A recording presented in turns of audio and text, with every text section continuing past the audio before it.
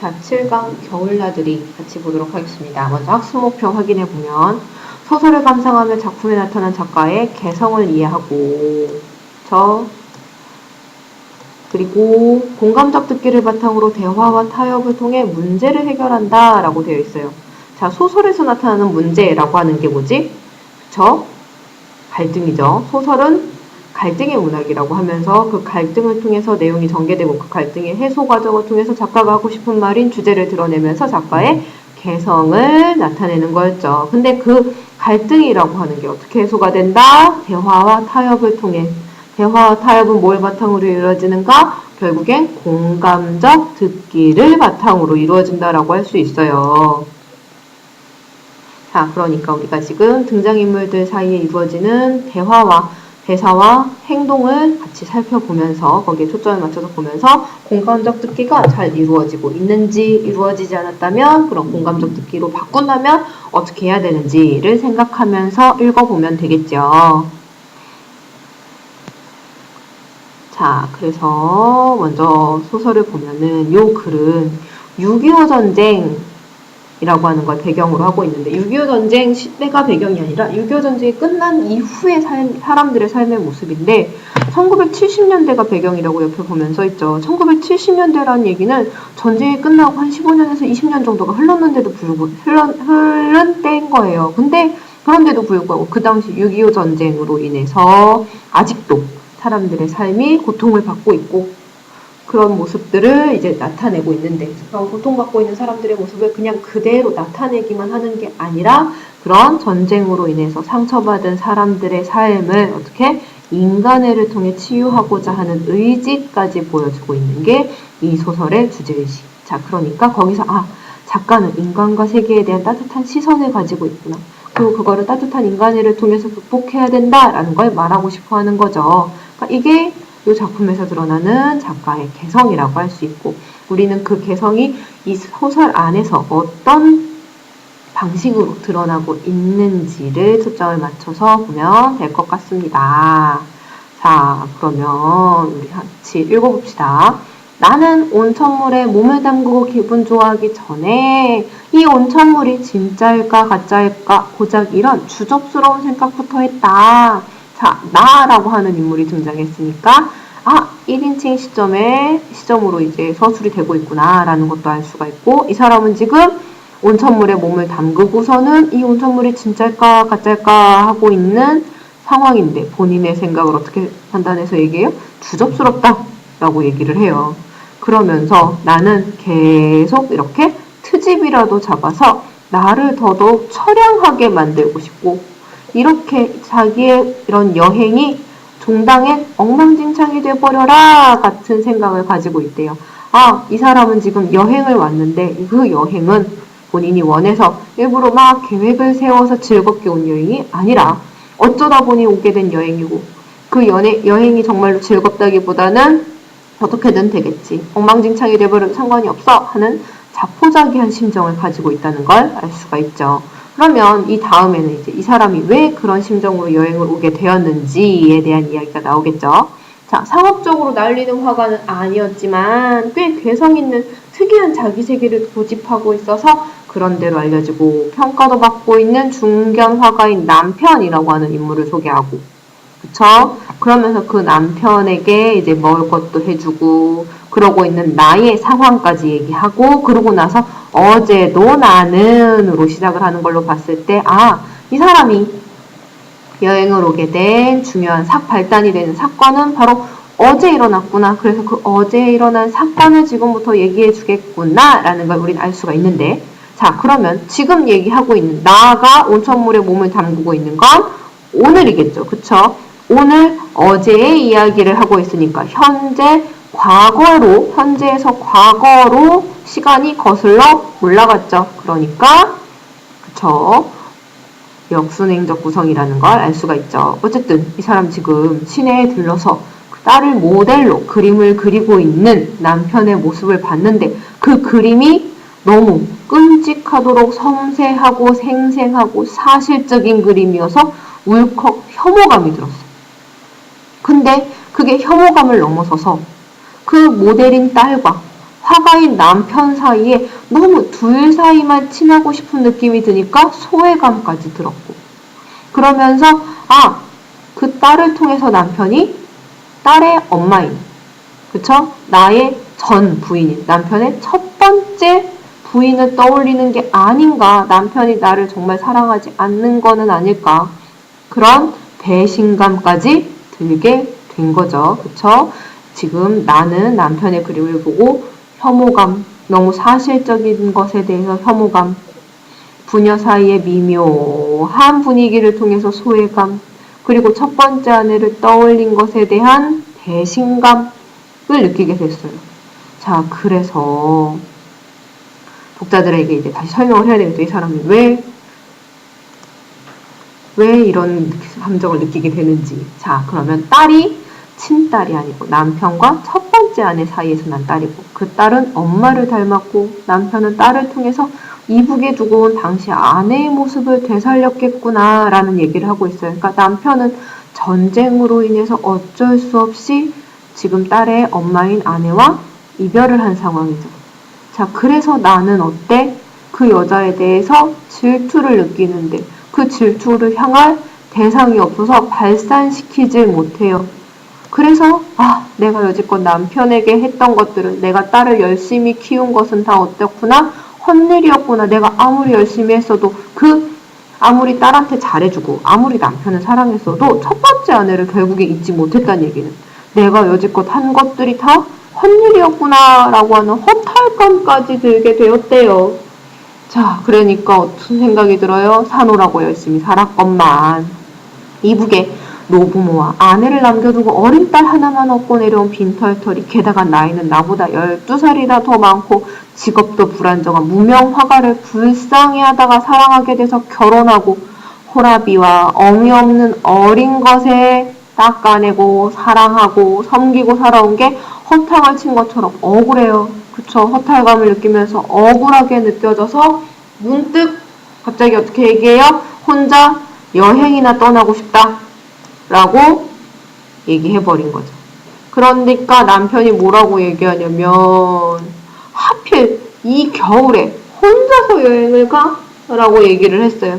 남편이 놀라다 못해 신기해하죠. 그쵸? 당연히 추운데 여행을 가겠다고 하니까 당연히 놀랄 수밖에 없어요. 자, 그러면서 이 겨울이 어떤 겨울이냐? 혹독한 추위가 계속되고 있어요. 자, 그래서 밖에 풍경이 어때? 해골 같은 가로수, 인적이 드문 듯한 얼어붙은 듯한 보도, 을씨년스러운 도시의 겨울 풍경. 근데 나는 그걸 보고 어떤 생각? 뭉클한 감동을 맛보았대요. 왜 그럴까? 뭉클한 감동을 느꼈다는 얘기는, 이런 겨울 풍경을 보면서 아까처럼, 그쵸? 아무것도 내가 이룬 것이 없겠구나 라고 하는 나의 허탈감이랑 같은 처지로구나, 온 세상이 나랑 같은 처지인 것 같다, 이런 겨울 풍경에 동질감을 느껴요. 그러면서 더 어때요?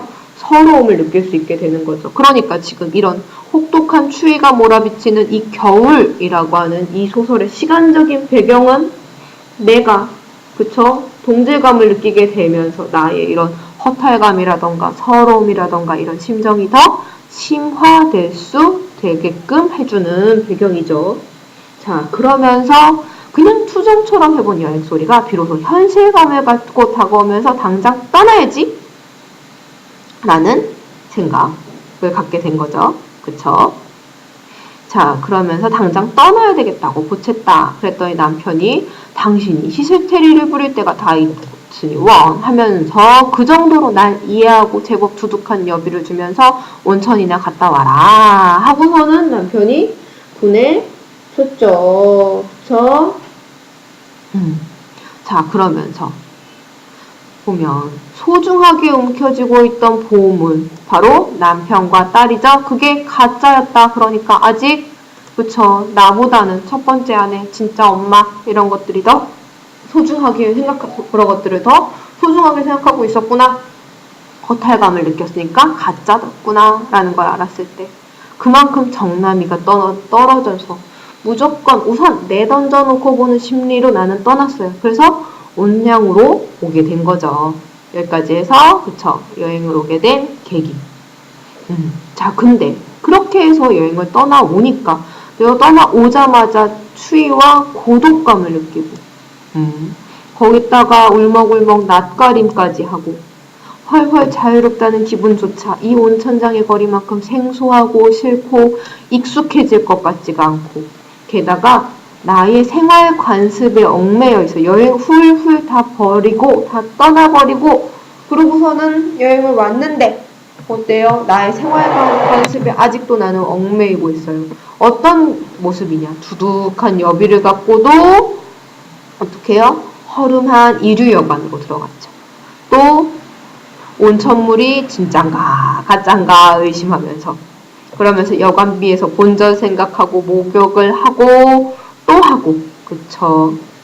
요게 이제 자 생활관습에 얽매인 나의 모습 1번 그 다음에 온천물이 진짠가 가짠가 염려하고 있는 게 2번 그 다음에 목욕값이라도 빼야지 라고 생각하는 게 3번 자, 그 다음에 반찬이 15가지쯤 되는 여관의 아침상을 받았는데도 불구하고 그것이 허구한 날 질리게 먹은 것처럼 느껴지는 게 4번, 그쵸?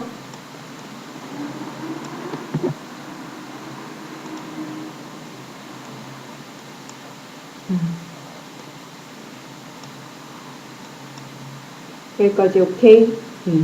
자, 생활관습에 나는 아직도 여행을 와서도 얽매여서 그게 너무나도 어때요? 실증나게 하고 있는 거죠. 자, 그래서 여관에서 일하는 소녀는 오늘 떠날 거냐, 하루 더 물을 거냐를 물어오고 나는 묻겠다고 얘기하기도 그렇고 해서 곧 떠나겠다라고 얘기해도 소년이 물어봐서 일단 여관을 떠나게 됐어요. 자, 그러면서 나는 여관에선 소년한테 쫓긴 것 같고 집에선 남편이랑 딸에게 쫓겨난 것처럼 느껴지니까 더 고독하고 외롭고 쓸쓸한데 추위가 이 겨울 추위가 서울과 마찬가지인데다가 낮고 어둡게 하늘이 흐리고 매서운 바람이 불고 여전히 겨울 풍경은 쓸쓸하죠. 그쵸? 그러니까 어때요? 말짱 헛산 것 같은 허망감을 쓰디쓰게 되새김질하기 아주 딱 맞았다. 그러니까 이러한 날씨가 나의 허망하고 씁쓸한 마음을 더 심화시키고 있겠구나. 그쵸? 여기까지 짐작이 되죠? 자, 그러면서 온천장 거리가 조금 해서 온천장 거리에 대한 얘기를 쭉 하고 있어요. 그러면서 누구를 봐요? 차부, 버스, 차장을 봤는데 이 차장이 나를 버스에 딱 태운 명소 어디 구경할 만한 데가 없습니까? 라고 물었더니 버스에 태워서 이제 출발을 해버렸죠. 그래서 어디 가는 겁니까? 물었더니 가다가 호수에 내려드린다고 얘기해요. 호수? 이 근처에 볼만한 데는 호수밖에 없대요. 자, 그러면서 호수에 닿았다고 나를 밀어내버리고 자, 호수에 도착을 해버렸죠. 그러면서 이 호수의 풍경은 어때요? 낮고 헐벗은 산에 둘러싸인 얼어붙은 호수.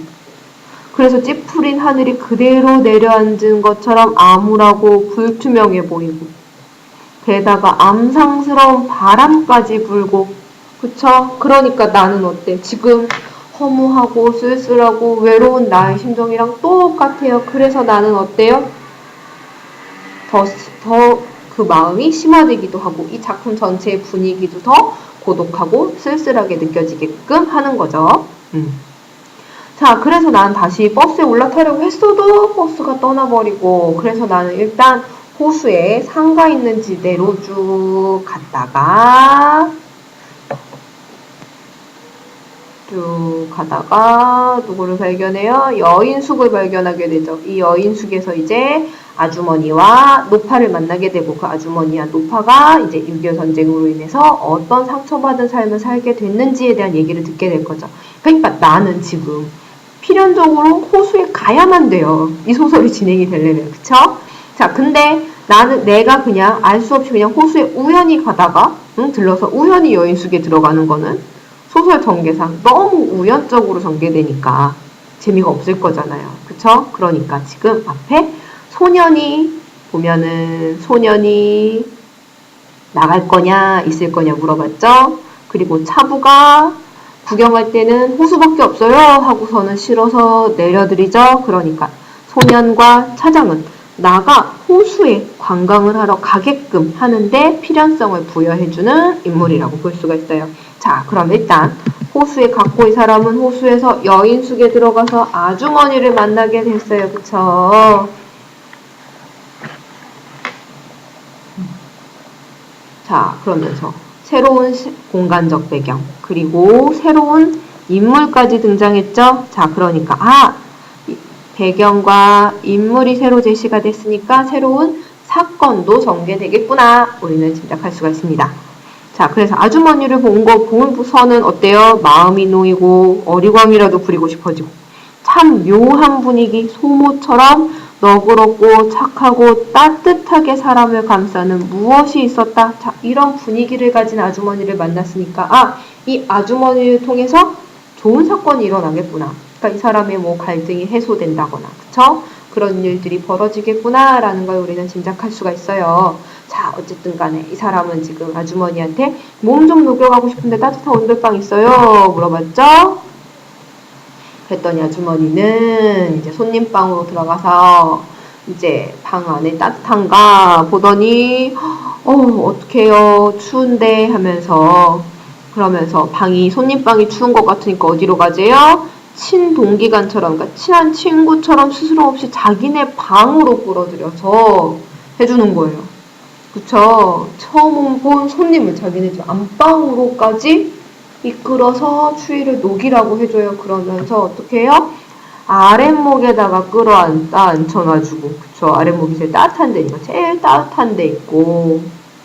그러니까 이런 걸로 봤을 때 이 아주머니는 손님에 대해서 배려심이 있고 따뜻한 마음을 가지고 있고 인정이 많은 사람이라구나 라는 것을 짐작할 수가 있어요. 근데 자, 이 방 안에 들어와서 나는 누구를 봤냐 하면은 아랫목에 단정하게 앉아있는 한 노파, 한 할머니가 아랫목에 단정히 앉아있었대요. 이 사람은 어때요? 계속 고개를 좌우로 접고 있어요. 이 사람은 처음에 어떻게 나를 거부하는 것 같아서 어색하게 멈칫댔어요. 그런데 아주머니는 이 노파가 고개를 젓는 행동에 대해서 아무렇지도 않게 행동하고 있지요. 그쵸? 설명도 안 하고. 자, 그러면 우리는 이 노파가 왜 도리지를 하고 있는가? 이제 독자들은 호기심을 느낄 수밖에 없겠죠.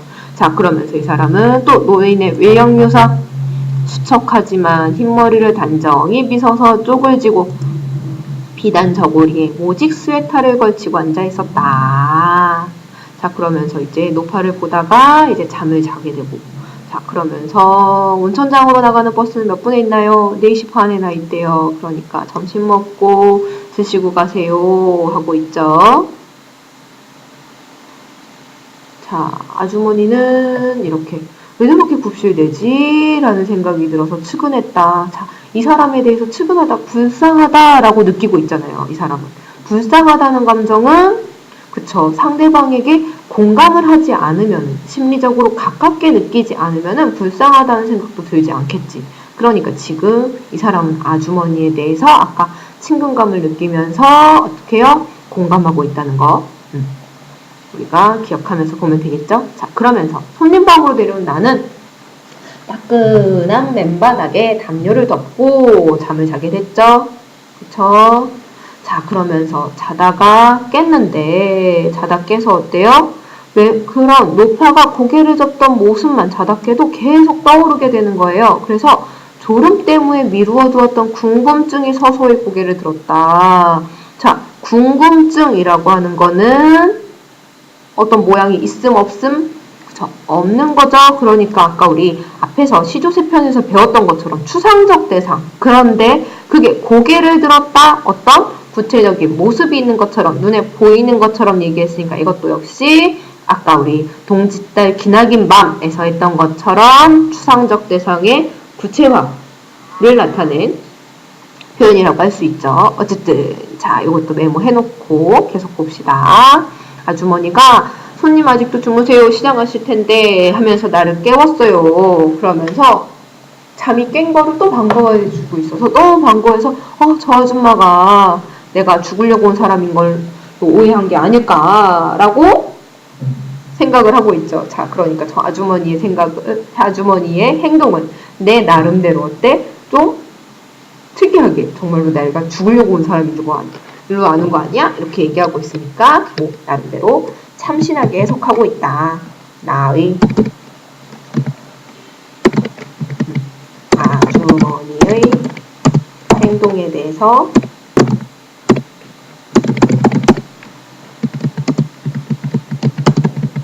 내가 어떻게 참신하게 해석하고 있다는 것을 알 수 있죠. 자, 어쨌든 점심상이 들어왔다. 장에 익힌 깻잎, 풋고추, 더덕 이런 것들이 이런 밑반찬, 김치, 깍두기, 묵국 이런 것들이 있는데 시골 친척집에 들러서 맞는 밥상 같아서 흐뭇했다. 자, 시골 친척집에 들러서 받는 밥상 같았다 라고 같았다 했으니까 비유하고 있는데 이렇게 시골 친척집에 들러서 받는 밥상 같았다 라고 얘기하는 거는 그만큼 뭐 초라하다, 맛이 없어 보인다 라기보다는 어때요? 그만큼 깨끗하고 맛있어 보인다. 그만큼 그 밥상이 나에게 친근하게 다가왔다라는 나의 마음을 드러내기 위한 비유적 표현이죠. 어쨌든 간에 이렇게 마음에 들었는데도 불구하고 식욕이 일지 않았대요. 그러면서 나는 같이로 먹자라고 붙들어 앉혀서 이제 여러 가지 이야기를 물어보고 있죠. 자, 그러면서 이 점심상을 아주머니가 가지고 들어와서 이제 내가 이제 먹으면서 같이 먹자고 아주머니한테 얘기하고 그러면서 나와 아주머니의 이야기가 이제 앞으로 전개가 되겠지. 대화를 나누게 되는 계기가 되겠죠. 자, 그러니까 이 점심상이라고 하는 게 바로 나와 아주머니가 이야기를 나누게 되는 계기가 되는 소재. 자, 그래서 나는 어떻게 물어봐? 나는 자연스럽게 노파가 왜 이렇게 도리지를 칩니까? 라는 얘기를 물어봤어. 그러면서 할머니가 제가 몹시 못마땅하셨나봐요 라고 얘기했더니 아주머니가 의외의 대답을 하죠. 25년 동안 그렇게 하고 있대요. 25년 동안. 생각하지도 못할 시간이지. 우리는 25년 선생님은 살았지만 니들은 25년 살지도 못했는데 할머니는 25년 동안 도리도리를 계속하고 있대. 자, 그러면서 아주머니가 왜 25년 동안 저 할머니가 도리도리를 하고 있는지 그 얘기를 이제 해주겠죠. 그것은 6.25 전쟁 중에 발작한 증세였다라고 하면서 그 과거에 있었던 아주머니의 그런 아주머니 이야기가 시작이 되겠지. 자, 그러니까 이게 전체적으로 액자식 구성을 취하고 있다라고 얘기를 하는데 액자식 구성이란 얘기는 외부 이야기가 있고 그 안에 내부적으로 다른 이야기가 들어있는 거잖아요. 그러니까 이게 지금 겉으로는 내가 여행을 와서 여인숙에서 아주머니를 만나고 그러고 다시 집으로 돌아가는 이야기인데 그 안에는 이 아주머니와 노파의 이야기가 들어있잖아. 그러니까 그 아주머니와 노파의 이야기가 내부의 이야기 그리고 나의 이야기가 외부의 이야기. 그래서 액자식 구성이라고 할 수 있고 여기 그것은부터가 이제 내부의 이야기가 시작되고 있는 지점이 되겠지. 자, 그래서 전쟁 당시 젊은 면장이던 그녀의 남편은 미처 어딜 못 갔어? 미처? 아이고.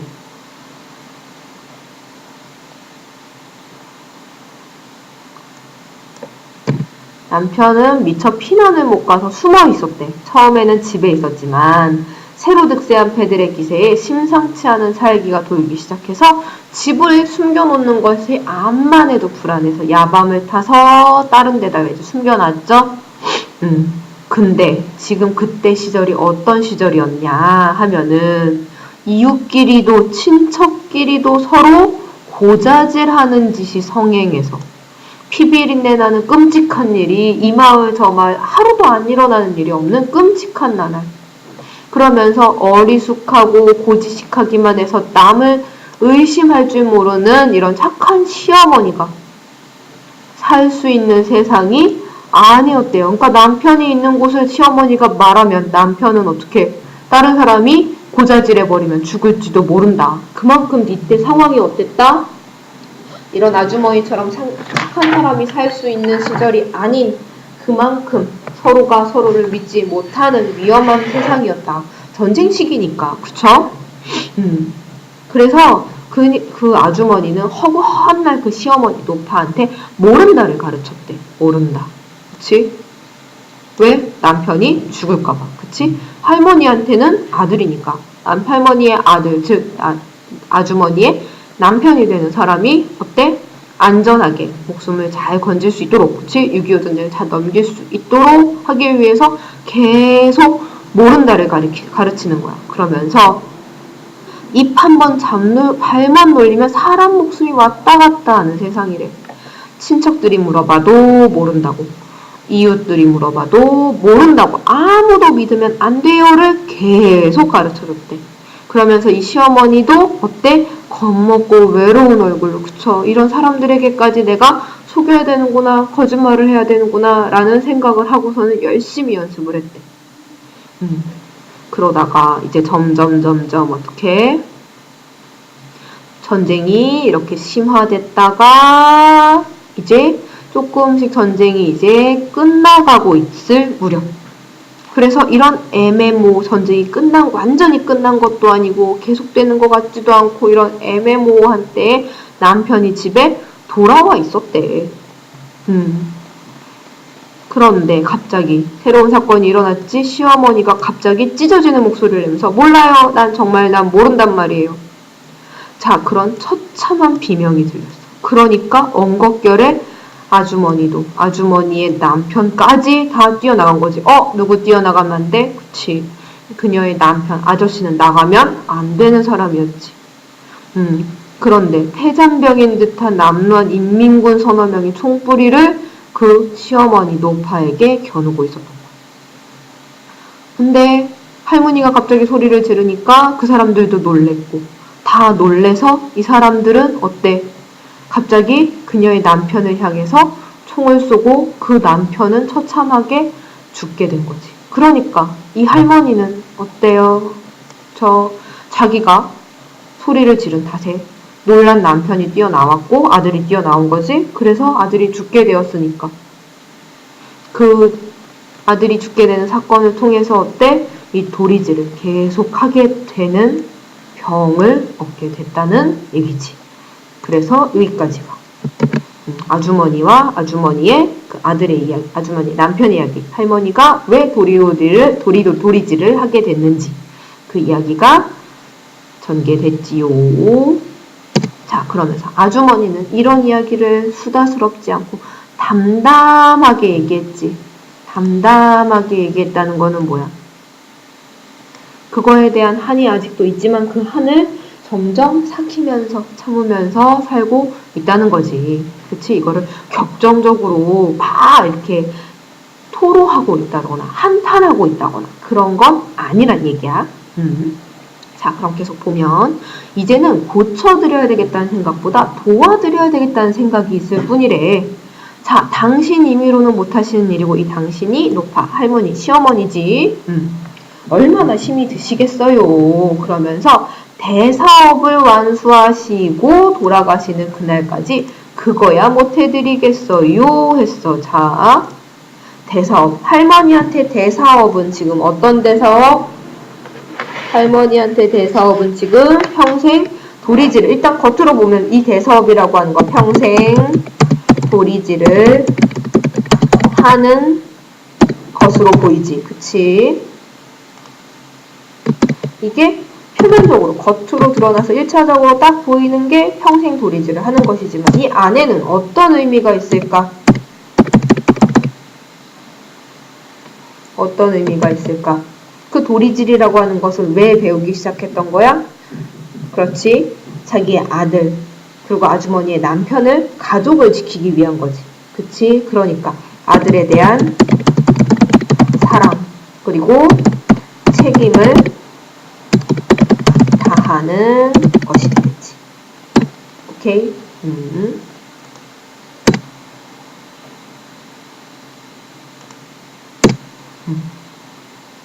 자, 그러면서 치매가 된 채 허구한 날 도리질이나 해야 되는 걸 대사업이라고 하는 아주머니의 농담에 웃으려다 말고 입을 다물었어. 왜? 너무 조금도 농담 같지 않아서. 그러면서 정말 대사업을 힘껏 보필하는 그치? 그런 사람의 사명감과 긍지로 아주머니의 얼굴이 은은하게 빛나 보이기까지 해서 이 아주머니야말로 대사업을 하고 있는 게 아닌가라는 생각이 들었대. 자, 그럼 마찬가지로 아주머니의 대사업은 겉으로 딱 보기에 1차적으로 어떻게 보여? 그 시어머니를, 그치? 노파를, 응? 모시는 것, 보필하는 것이라고 나와 있지. 근데 그것은 안에 숨어있는 의미는 뭐야? 마찬가지로 노파, 시어머니를 지키는 거지. 그러니까 시어머니에 대한, 노파에 대한 몰라의 그 노파를 내가 쭉 모시고 살아야 되지. 그치? 대한 책임을 다하고 또 어때? 가족을 지켜가는 것을 의미하겠지. 자, 그러면서 점심값과 밤값이 도합 800원이라고 했다. 나는 1,000원을 내주면서 그냥 넣어주세요 하는데 아주머니가 내가 불쾌할 만큼 굽실굽실 고마워해. 응? 왜 저렇게 비굴하게 굴지? 그러면서 내가 왜 이게 싫어? 그만큼 내가 아주머니를 좋아하기 때문에, 그치? 공감하고 있기 때문에. 자, 그러면서 지극히 안심스럽고 감사한 얼굴을 하고 있지. 그치? 나한테 왜 이렇게까지 할까? 하면서 이상한 소리를 해. 이걸로 노자에 갖고 서울 갈 겁니다. 했어. 그러면서 뭐라고 얘기하냐면 서울요? 왜 하필 오늘 이렇게 추운 날? 이라고 얘기하지. 서울을요? 왜 하필 이 추운 날? 이 얘기는 지금 뭐야? 그 말을 딱 뱉고서 생각해보니까 문득 남편이 나한테 했던 말이랑 똑같은 말이구나 라는 생각을 했지. 그러면서 남편이 서럽도록 보고 싶어졌어요. 자, 이 사람은 지금 어때? 남편한테 배신감을 느껴서, 그치? 여지껏 내가 헛살았구나, 허무함을 느껴서 여행을 떠나오게 된 건데, 지금 이 말, 남편이 나에게 했던 말과 똑같은 말을 하게 되면서 남편이 보고 싶어졌으니까 남편에 대한 그런 배신감이라던가 섭섭한 마음이, 그치, 없어졌지. 그치, 나가 가지고 있던 갈증이 해소된 거야. 자, 그러면 이 말을 함으로써 왜 갈증이 해소됐을까를 우리는 봐야 되잖아. 자, 그럼 남편은 나한테 이 말을 왜 했을까? 그치, 이 추운 날 여행을 간다고 한 내가 걱정됐기 때문에 얘기했던 거지. 그리고 내가 지금 이 아주머니 얘기하는 것도 이 아주머니가 걱정됐기 때문에, 그치? 자, 그러니까 남편이 나에게 이 말을 했을 때 나는 이 말을 그대로 받아들이지 못했잖아. 그러니까 나는 남편이 하는 말에 대해서 공감적인 듣기를 하지 못했지. 그치? 그런데 내가 지금 이 아주머니에게 남편과 똑같은 말을 하면서 비로소 남편에 대해서 공감을 하게 되고 남편이 결국엔 나를 배신한 것이 아니었다라는 걸 깨달으면서 이제 남편에 대한 섭섭함, 배신감이 없어지고 갈등이 해소되게 되는 거지. 자, 그러니까 이 부분이 제일 중요하겠죠?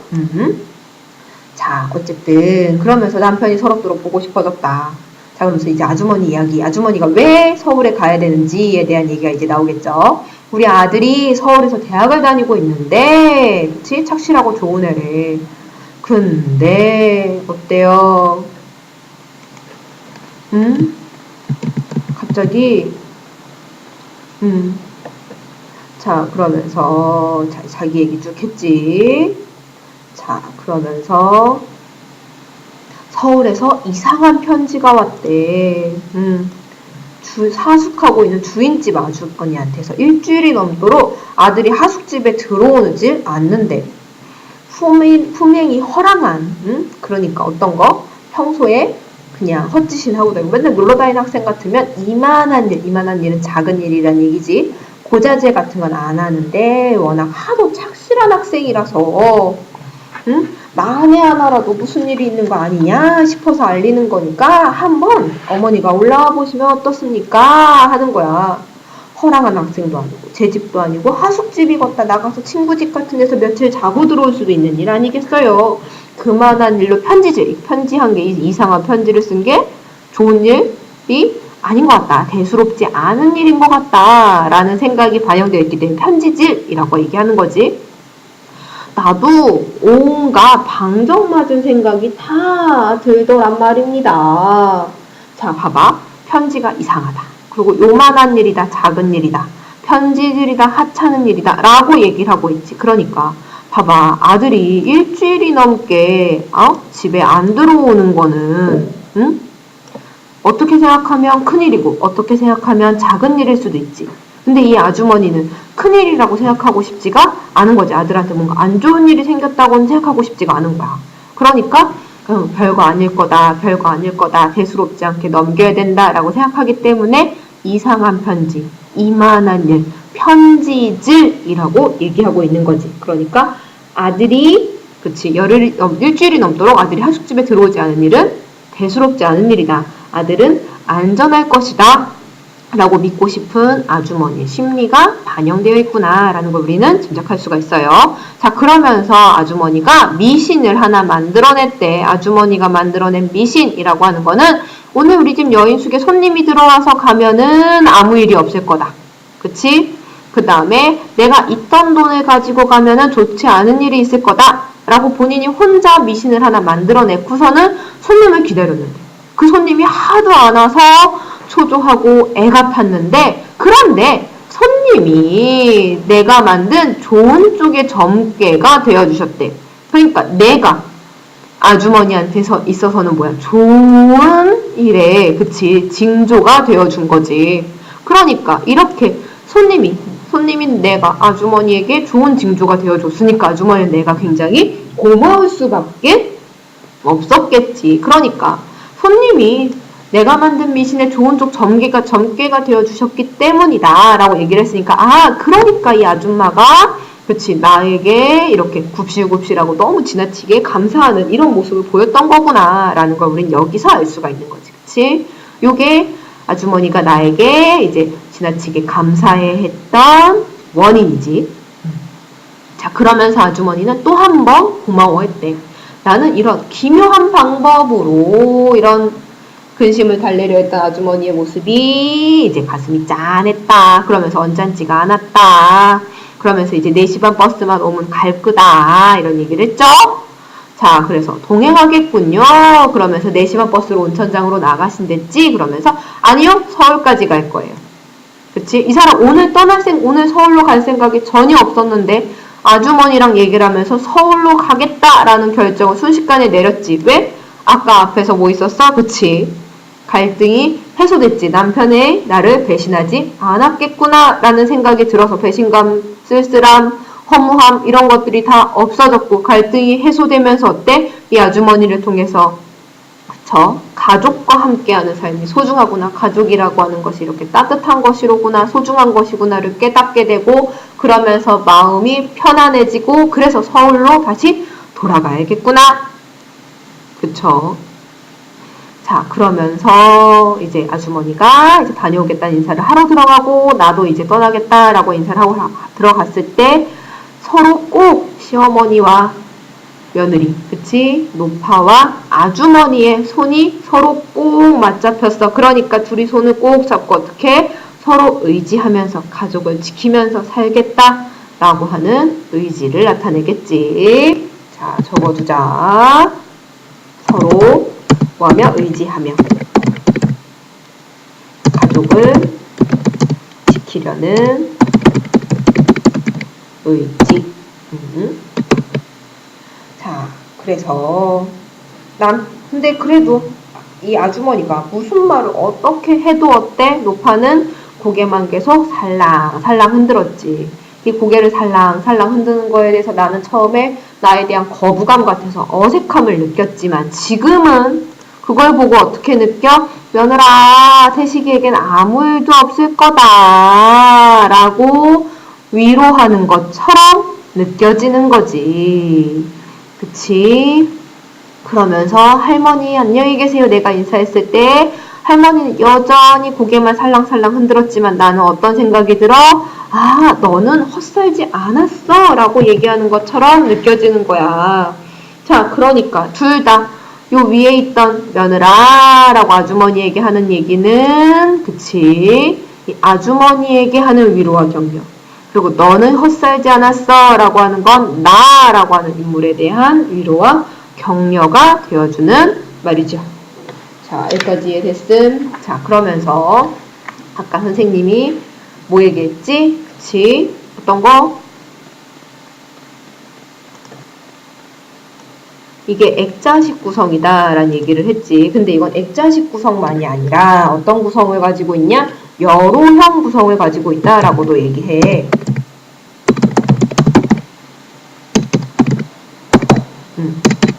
자, 여로형이란 얘기는 여행을 떠난다는 얘기야. 자, 그래서 맨 처음에 이 사람이 여행을 떠나서 그래서 이야기가 시작이 되지. 남편을 보면 남편과 딸의 모습을 보고 배신감을 느끼고 허망함을 느껴서 여행을 떠나게 됐잖아. 그치? 그 다음에 어떻게 돼? 여행을 떠나고 나서 그 다음에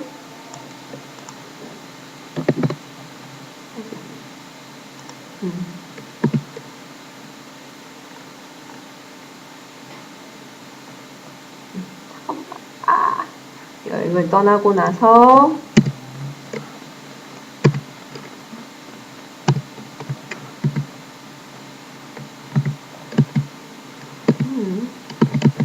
여행을 떠나고 지워버려야겠다.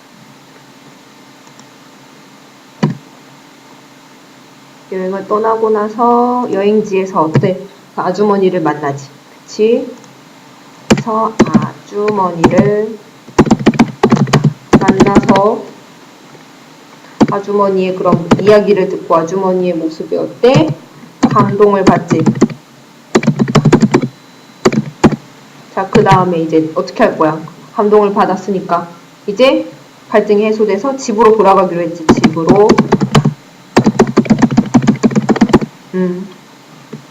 자, 그러니까 이제 허망함이 사라지고 허망함 해소 되고 어때? 가족의 소중함도 깨닫게 되는 거지. 그러니까 지금 여행을 떠나고 여행지에서 아주머니를 만나서 갈등이 해소돼서 다시 집으로 돌아가게 되잖아. 그러니까 이게 여로형 구조다라는 얘기가 되죠. 그래서 이 사람은 지금 노파에게 위로를 받고 이제 서울로 돌아가면서 갈등이 해소되는 거지. 자, 이런 식으로 해서 6.25 전쟁으로 인해서 상처받은 사람들의 모습.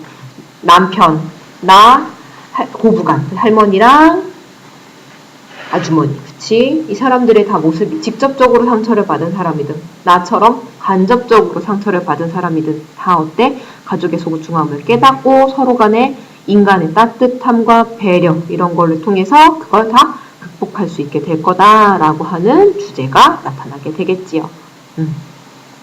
자, 이렇게 해서 보시고 문제를 풀어보시면 되겠습니다.